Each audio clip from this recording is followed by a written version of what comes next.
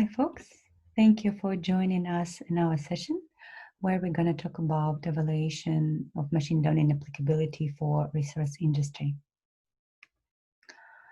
The journey from the idea of having machine learning solution to the ML product building quite often faces challenges along the way.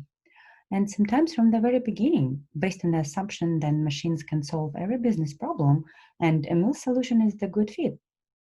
However, in the real-life scenario, the complexity of the decision serpentine depends on the specific business context and the specific business problem. It requires a thoughtful assessment before starting the implementation and invest time and money in ML product development. And if not machine learning solution, then what's the best alternative to go with? In this session, we'll talk about our journey of the ML evaluation in mining industry, the approach we have taken, and the challenges we have faced. To begin with, heavy industry typically relates to a type of business that carries a high capital cost. And being business-oriented, its products are used by other industries. The challenge we wanted to solve is machine learning appliance in the operation processes of the mining industry. We wanted to find one particular process to improve, try to apply ML, and see what are the advantages it can bring to that process. And as we find out, one of the crucial parts of the mining industry's challenges, being business-oriented industry, is putting prices on its products right. Product premium is one of the pricing examples, is the vital part of the sales process. It's a multidimensional value as it comprises from a lot of input parameters, such as market trends, region, freight cost, production cost, type of material, business-customer relationships, and so forth and so on. And the questions we wanted to answer were, how is it possible to help business to set up the correct price? Is there any opportunity for ML to tackle this non-trivial problem? And can the process be automated first as the alternative? And in order to assess the potential solutions, we come up with the following strategy.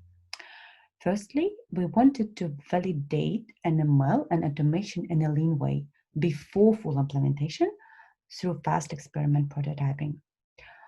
Secondly, we wanted to gradually transition from business logic, which is basically set of rules and parameters, to ML model approach. And thirdly, we wanted to place the user of the model at the center, make it easier for them to use the model as opposite to the model at the center. We also wanted to play back to our users often and have their feedback, even if the solution was in prototype development phase. So here's the architecture we come up with. We put identity and security design at first. So we have established VPC with no internet access. We've got IAM, KMS keys, AWS config. We have provisioned Amazon SageMaker with Terraform for infrastructure reusability and fast setup. And the SageMaker had limited access to the required data in S3. We found this architecture is very quick to develop and extremely efficient for fast prototyping in SageMaker notebooks. And pre-existing SageMaker packages and functionality enabled us to jump into evaluation journey straightforward without operation overhead, like library installation or management of the development environment. So here we go, our first experiment, which was about automation of product premium. And the question we wanted to answer was, is it possible to automate the existing product premium setup? We have been doing our experiments in small iterations. Typically, each iteration took something between 2 or 4 days, and we aimed to have users' feedback after iteration was finished. So iteration 1 of the experiment 1 was about data exploration, as we needed to answer the question, like, what data tells us? Is it complete? And the result of iteration 1 was to go ahead with the data, and we found out that 1 year was enough and clear to build experiment on.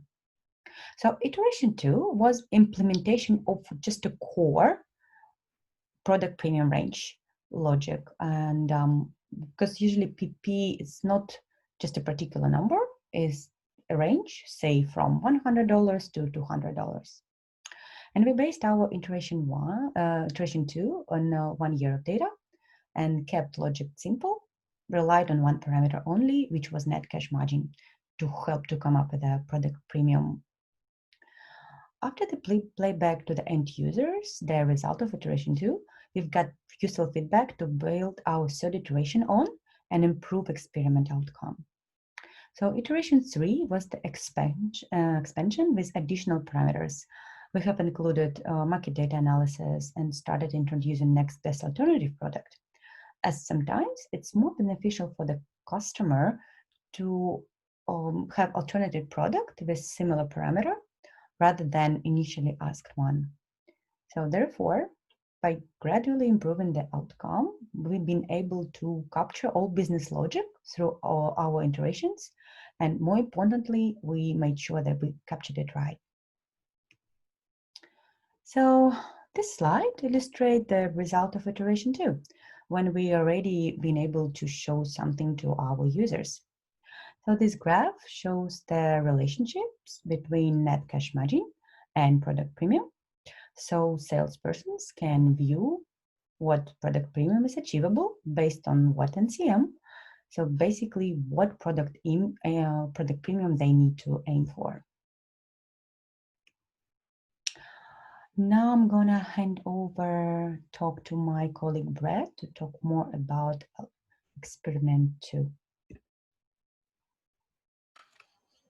Hi, so next I would like to share another example on what Kate has shared about using lean and rapid experimentation. So in this case, we're talking about building a next best alternative product using machine learning.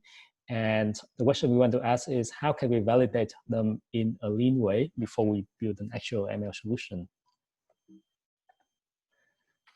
So if you look on the right corner, this is some of the thinking we have in mind. So to build the next best alternative product, we already have certain way to conceptualize the similarity.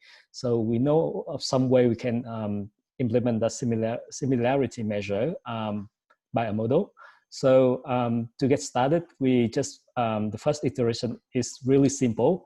We just pick up small sample data for 1 month only, and we just try to implement that logic to as a basis to build out the next best alternative recommendation. So with that, we are able to iterate, gather feedback, and to understand whether that model has worked or not. So once we have kind of satisfied with what we have, we go into the next iteration. We get even more data for a whole year of data, and we extend to more measures. So in that way, because we now have more data, we would understand what the model, whether the model will be successful with a wider range of data. In the last iteration, we really focus on trying to improve the product as a whole. So we are trying our mock-up and visualization. So on the detailed features that will make the model actually useful. So here in this case, if you think about the iterations, the whole goal is really to gradually make the transition from business logic to the actual model. It involved a few steps. So the step number 1 is really about automating the logic. So it's just a way to replicate the current understanding to make sure that we have no gaps with the way business stakeholders actually define the problems. Now, in the next step, we really just focus on doing prototype. So fast prototypes is the best way to allow us to gather feedback. And once we have that solid foundation of understanding the problem and understanding the solution, then we proceed to the final one, which is to build a full ML solution. Now, this is a slightly different way to view it from a product viewpoint. So what we really start quite lean. With just sample data, which allow us to refine and feedback. And then after we try to apply them on a larger scale to automate the entire logic. And then we proceed with building an actual prototype, which is quite similar to the end product, but it's still just a prototype. And in the last phase, when we do the actual full implementation, then we focus more about integration into the current workflow. So why are we doing all of that? Apparently, the whole reason for validation is to make sure that the product we are using will be useful. So it shouldn't be just about accuracy, but should be actually about usefulness, whether the actual users will find them to be useful in their day-to-day work. It also has to be easy to use. So if you have a machine learning model that is difficult to understand, or difficult to be understood, or people cannot interpret the results easily, we do not think that we have built a successful ML product. We also want to validate the question: if we build it, even though it's very successful and very cool and very accurate, would they use it? And can the users be confident with using the machine learning? I think that's a big assumption we want to validate. And finally, to operationalize the ML product, is there any way to gradually introduce them to replace the incumbent to lower the risk? Thank you, Brad. So to wrap up, as you have just seen, it's been a long journey. So say serpentine, where sometimes the way wasn't clear and we needed sort of adapt to the road conditions, users' feedbacks. We have found that iterative approach works very well on these evaluations journeys. Firstly, it has an advantage of keeping iterations small, receive feedback faster, and change something quickly along the way within the prototyping. It also makes sure that by iterating, all required parameters and business logic has been gradually captured and not overlooked. Basically, it's building up the result along the way. And as we have started small, with a small amount of data and tested our experiment in a lean way. And we also have found that lightweight tools helps a lot with quick prototyping. And Jupyter notebooks in SageMaker we used did a wonderful job in helping us in our evaluation. Thank you all for your kind attention, and we're now ready to answer the questions if you have any.